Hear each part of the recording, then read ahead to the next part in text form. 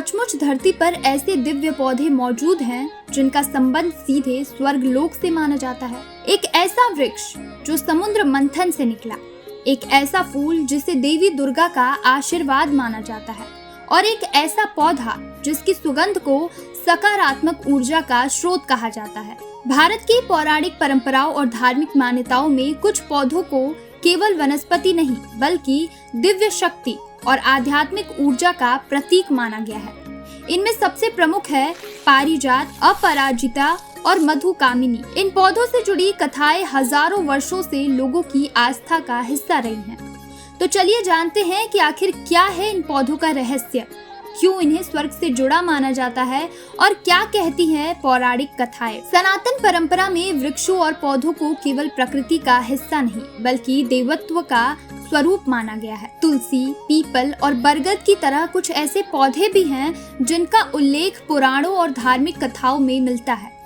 इनमें पारिजात, अपराजिता और मधुकामिनी को विशेष स्थान प्राप्त है। माना जाता है कि ये पौधे सकारात्मक ऊर्जा, सुख, समृद्धि और आध्यात्मिक शक्ति के प्रतीक हैं। सबसे पहले बात करते हैं उस वृक्ष की जिसे देवताओं का वृक्ष कहा जाता है, जो है पारिजात। पौराणिक मान्यताओं के अनुसार पारिजात की उत्पत्ति समुद्र मंथन से हुई थी, जब देवताओं और असुरों ने अमृत प्राप्ति के लिए समुद्र मंथन किया। तब कई दिव्य रत्नों के साथ यह अद्भुत वृक्ष भी प्रकट हुआ।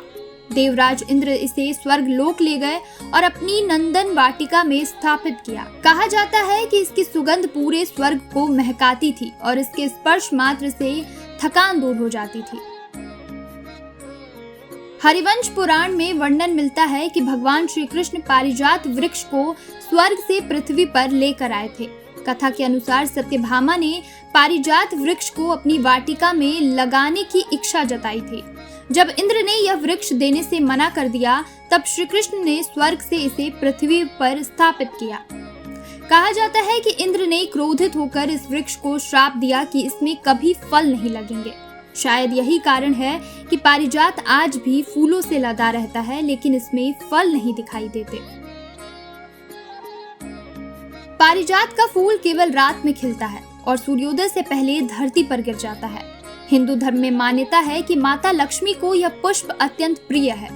यही वजह है कि पूजा में इसके फूलों का विशेष महत्व है और इसलिए पारिजात को हरि श्रृंगार अर्थात हरि के श्रृंगार का पुष्प भी कहा जाता है। दिलचस्प बात यह है कि पूजा के लिए इन फूलों को तोड़ा नहीं जाता, बल्कि जब पेड़ों पर अपनी आयु पूरी कर फूल स्वयं धरती पर गिर जाते हैं, तब उन्हीं को धरती से चुनकर भगवान को अर्पित किया जाता है। और शायद यही एकमात्र पुष्प है जिसे इस विधि से भगवान के श्रृंगार में उपयोग किया जाता है, जबकि अन्य फूलों को सीधे पेड़ या लताओं से तोड़ा जाता है, न कि धरती की गोद से।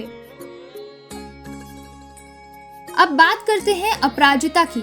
नीले और सफेद रंग के सुंदर फूलों वाली यह बेल देवी दुर्गा को अत्यंत प्रिय मानी जाती है। धार्मिक मान्यताओं के अनुसार अपराजिता विजय, साहस और सकारात्मक ऊर्जा का प्रतीक है। नवरात्रि और देवी पूजन में इसके फूलों का विशेष उपयोग किया जाता है।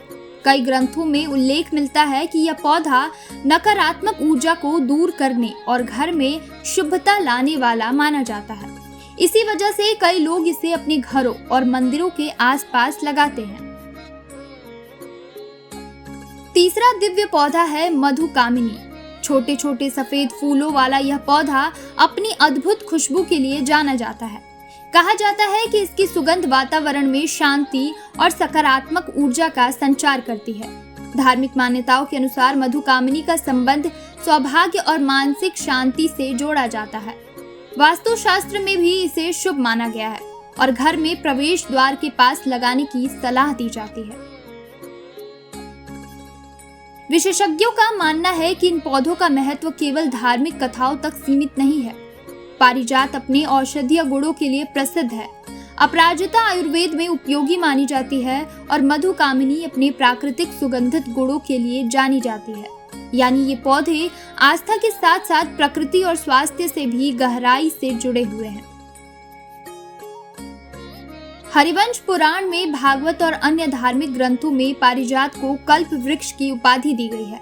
वहीं अपराजिता को विजय और शक्ति का प्रतीक बताया गया है। मधुकामनी को शांति और सौभाग्य का वाहक माना जाता है।